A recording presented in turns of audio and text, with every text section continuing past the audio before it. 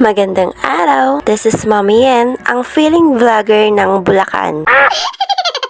Hi mga mi! Samahan niyo na naman ako sa konting pasilip sa aming ganap kahapon, araw ng linggo. At dahil mahaba-haba na rin naman ang naitulog ng aming tatay at hindi na nga rin daw siya inaantok, napagpasyahan na nga naming magsimba. Sa Grotto Church nga pala kami nagsimba at tuwang-tuwa talaga si Sia dahil minsan na nga lang talaga kami makalabas kasama ang aming tatay. At ang dami pang mascot dito kaya nakakatuwa lalo. Merong Mario Brothers, meron pang karakter ng Jollibee, si JJ ng Cocomelon at si Bumblebee. Pero si Sia walang pake.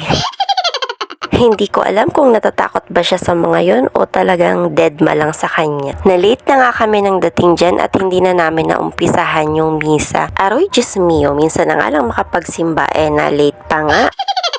Hindi nga pala namin kasama dyan ang aming ate at mga kuya dahil meron silang kanya-kanyang pinagkakaabalahan sa bahay. Si ate ay busy-busy sa kanyang mga project kaya hindi maistorbo. Basahan na daw kasi next week napakarami pa niyang gagawin. Kaya nga yung gabundok naming labahan si Kuya Ian mag-isa ang naglalaba. Kailangan niya kasi yun matapos dahil lahat ng school uniform at uniform ng aming tatay sa trabaho nandoon na nga. Once a week lang kasi sila nakakapaglaba kapag walang pasok. Kung hindi araw ng Sabado, araw ng Linggo. Kaya panigurado mamaya pag uwi ko, gabundok ang banlawan ko. Heto nga't natapos na nga pala yung misa at lumabas na kami dyan kasi si Sia ay aya ng aya at nagpapabili ng lobo. Dinaanan lang niya yung mga mascot dito at wala lang talaga siyang pakialam. Deadma lang. Mas interesado siya na makabili siya ng lobo at Kuromi balloon na naman nga ang nire-request niya kasi nakita niya yan kanina pa nung dumaan kami papasok pa lang sa simbahan. Hindi talaga yan papayag na hindi maibili kaya ano pa nga ba, ayan ang kanyang tatay susundin na naman ang gusto ng kanyang mahal na bunso. Mula nga nang makahiligan niya itong si Kuromi